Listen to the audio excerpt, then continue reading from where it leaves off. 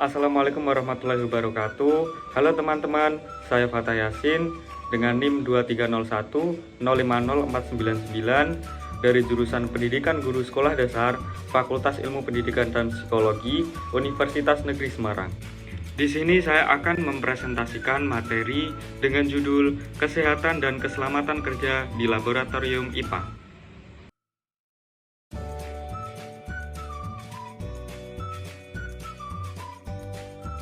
Kesehatan dan keselamatan kerja di laboratorium IPA perlu diperhatikan dalam rangka mencegah terjadinya kecelakaan kerja bagi orang yang melakukan kegiatan atau pekerjaan di laboratorium dan mencegah terjadinya kerusakan alat laboratorium yang digunakan. Untuk mencegah terjadinya kecelakaan kerja akibat kesalahan cara dan prosedur dalam melakukan pekerjaan, maka perlu diadakan tata tertib laboratorium dan pedoman kegiatan laboratorium yang jelas. Untuk itu, dibutuhkan semacam alat kesehatan dan keselamatan kerja di laboratorium untuk mengatasi permasalahan tersebut. Berikut adalah alat-alat kesehatan dan keselamatan kerja di laboratorium.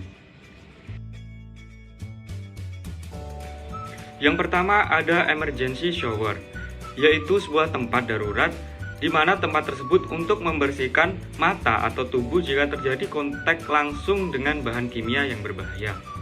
Kemudian yang kedua, ada kotak P3K atau pertolongan pertama pada kecelakaan. Adalah sebuah kotak atau wadah yang berisi perlengkapan untuk memberikan pertolongan pertama pada kecelakaan atau kondisi darurat. Selanjutnya yang ketiga, terdapat alat pemadam kebakaran. Adalah sebuah perangkat alat yang dirancang untuk mengatasi atau memadamkan api. Kemudian selanjutnya ada alat kerja keselamatan. Yang pertama adalah tang penjepit dari kayu untuk menjepit dan memegang benda yang dipanaskan. Kemudian yang kedua ini ada statif dan klem, yaitu berfungsi untuk menjaga atau menggantungkan objek penelitian. Selanjutnya yang terakhir ada capit buaya yang dihubungkan penghantar untuk dipasang pada kaki-kaki komponen elektronik yang akan disolder sehingga komponen elektronik tidak terlalu panas. Kemudian ada alat keselamatan diri berupa APD. Yang pertama ada jas laboratorium yang berfungsi untuk melindungi badan dari percikan bahan kimia yang berbahaya bagi tubuh. Selanjutnya yang kedua, ada sarung tangan yang digunakan untuk melindungi tangan kita dari bahan-bahan kimia yang dapat membahayakan kulit. Yang ketiga, ada sepatu khusus laboratorium yang digunakan untuk melindungi kaki dari bahaya tumpahan bahan kimia. Yang keempat, dengan menggunakan kacamata khusus laboratorium, kita dapat menghindari dari percikan bahan kimia atau panas yang membahayakan mata kita. Kemudian yang terakhir, menggunakan masker agar terhindar dari gas kimia yang dapat membahayakan tubuh.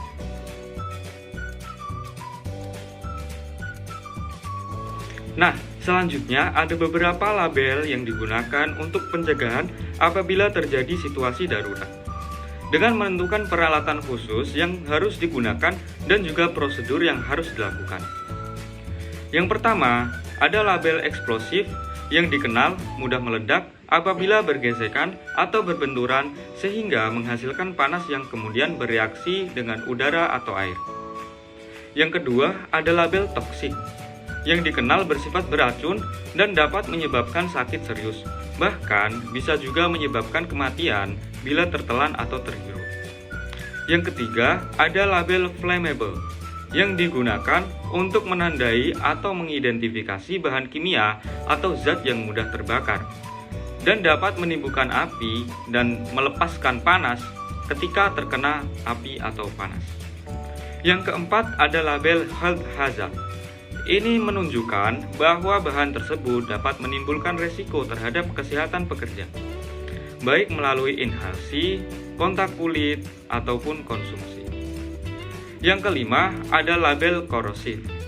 Menunjukkan bahan kimia korosif yang berbahaya dapat menyebabkan iritasi pada kulit serta membuat gatal-gatal apabila terkena cairan kimia tersebut. Selanjutnya yang terakhir, ada label dangerous for the environment, yang dikenal sebagai label yang menunjukkan bahan kimia berbahaya bagi lingkungan dan dapat merusak ekosistem.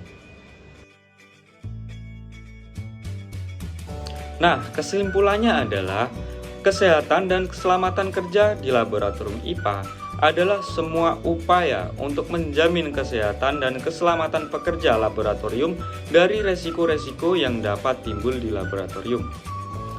Penerapan K3 di laboratorium IPA adalah bentuk upaya untuk menciptakan tempat penelitian dan kerja yang aman, sehat, dan bebas dari resiko dan bahaya, sehingga terjaga pada saat kerja yang pada akhirnya dapat mengurangi efisiensi dan produktivitas kerja secara maksimal di laboratorium. Oke teman-teman, baik itu saja mungkin materi yang bisa saya sampaikan. Kurang lebihnya mohon maaf. Saya Fatah Yasin pamit undur diri. Wassalamualaikum warahmatullahi wabarakatuh.